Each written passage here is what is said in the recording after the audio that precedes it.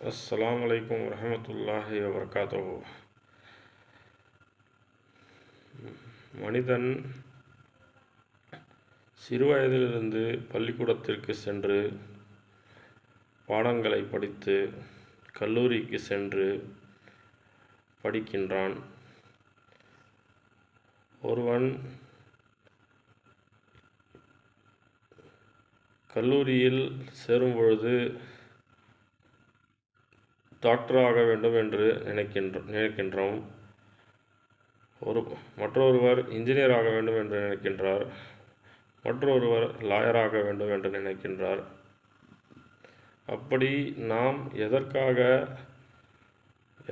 எதை படித்தால் நாம் வாழ்க்கையில் நமக்கு ஒரு தகுதி கிடைக்குமோ அதற்காக நாம் படிப்பதற்காக கல்லூரிக்கு செல்கின்றோம். அந்த கல்வி தகுதியை வைத்து நாம் நம்முடைய எதிர்காலத்தை உருவாக்குகின்றோம், வேலைக்கு செல்லுகின்றோம், நம்முடைய வாழ்க்கையை மேம்படுத்துகின்றோம்.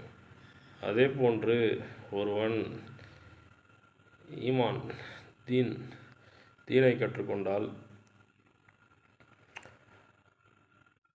அப்படி ஒரு மனிதன் தீனை கற்றுக்கொண்டால் அந்த மனிதன் மறுமை வாழ்க்கையில் வெற்றி பெறுகின்றான். மறுமை வாழ்க்கை என்றால் மனிதன் இறந்த பிறகு அல்லாஹ் கொடுக்கின்ற வாழ்க்கை. சொர்க்கத்தில் நமக்கு என்று ஒரு இடம் இருக்கின்றது. அதற்காக நாம் தீனை கற்றுக்கொள்ள வேண்டும். அதற்கு நாம் பள்ளிவாசலுக்கு சென்று தொழுகையை தொழ வேண்டும், தீனை கற்றுக்கொள்ள வேண்டும். நபி ஸல்லல்லாஹு அலைஹி வஸல்லம், முஹம்மது நபி ரசூலுல்லாஹ் ஸல்லல்லாஹு அலைஹி வஸல்லம் அவர்கள் வாழ்க்கை முறைகளை கற்றுக்கொள்ள வேண்டும். அவர்களுடைய ஹதீஸ்களை படிக்க வேண்டும். அதற்காக நாம் ஜமாத்துக்கு செல்ல வேண்டும்.